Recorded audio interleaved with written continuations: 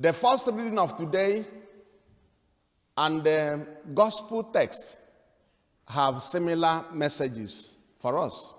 In the first reading, we meet this wonderful woman, a widow.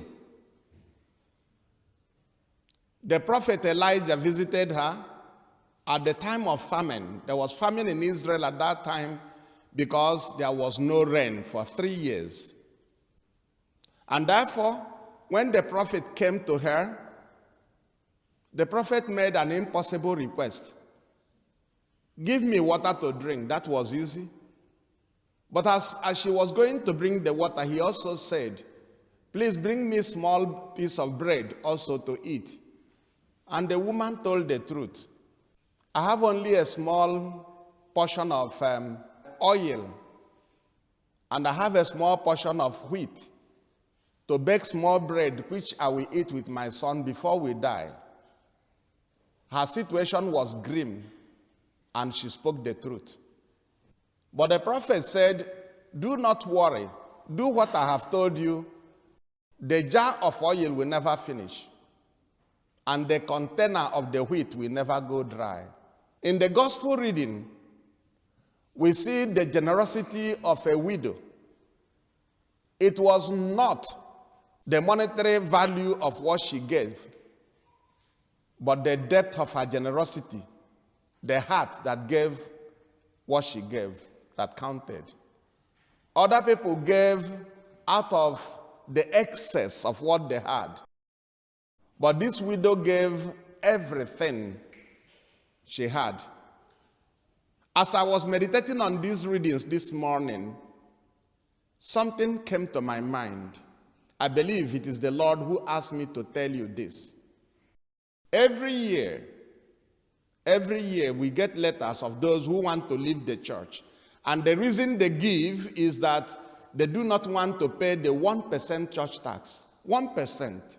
As I was meditating, I remember the incident that happened many years ago when a young man who came through me to receive the sacraments of Holy Communion and the confirmation.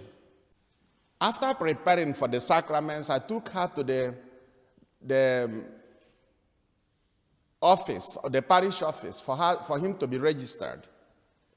And the secretary dutifully explained to him that he had to pay the 1% church tax. And the young man was angry. The secretary thought that he wouldn't like to pay and said, okay, if you want to have some kind of dispensation for a time. The anger increased. So the secretary asked him, why are you angry? He asked the secretary, why should I pay only 1% to my God and to the church I love? I would like to pay 20%. The secretary tried to educate him. Here you have to pay your house rent, you have to pay for this and that. At the end of it, your little income will become so low. In the end, it took a long time for the secretary to convince the young man to pay 2%. And I would like you to ask yourselves these questions when you get home. Why should I give my God only 1% of my income? There is nobody, I can assure you, who loves Christ and his church, who would leave the church because of 1% of his income. No one. People leave the church because first they have lost faith in God. And because they have lost faith in God, it is not about explaining to them to pay 1%. It is about explaining to them the love of Jesus, which St. Paul says is beyond every understanding. If you love Jesus, you will understand that whenever you give something to God, he will repay you 100-folds. This is truism in the spiritual realm, that those who generously give to God from what they have never lack anything good. This is truism, that those who help the poor are never stranded.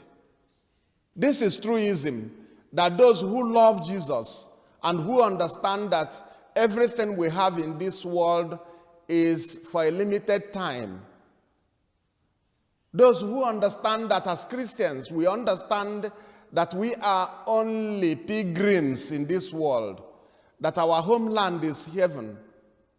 Those who understand what is written in Matthew's Gospel, chapter 6, where Jesus says, "There your treasure is, there will your heart be." And he tells us to prepare our treasure in heaven, where no moth can devour, where no termites can eat it. Those who understand these things, they give generously, they work tirelessly, and they see Jesus in the poor. In our church, when you enter, you see a box there.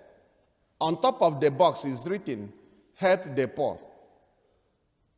Imagine yourself being in a position where you have to beg people for survival. Imagine what 100 crowns will do for you. Imagine that in our country, 100 crowns cannot buy much. But in other countries, that same amount of money can feed a family for 1 week. Imagine what God will do for you if your gift can help the church to help the poor.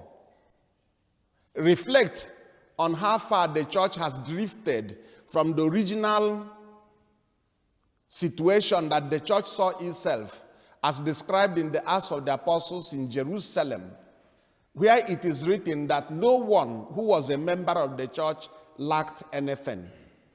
Imagine that our fellow Catholics are among the poorest of the poor in the world, while other Catholics live in affluence. Imagine these things and ask yourself, why do I not give generously? Imagine the story of the two widows and ask yourself, how much do I love God?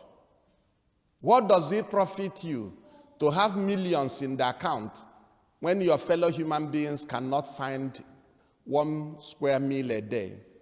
I want you to openly pray and let the Holy Spirit direct your lives so that this message will come to you as it is intended. In the name of the Father, and of the Son, and of the Holy Spirit.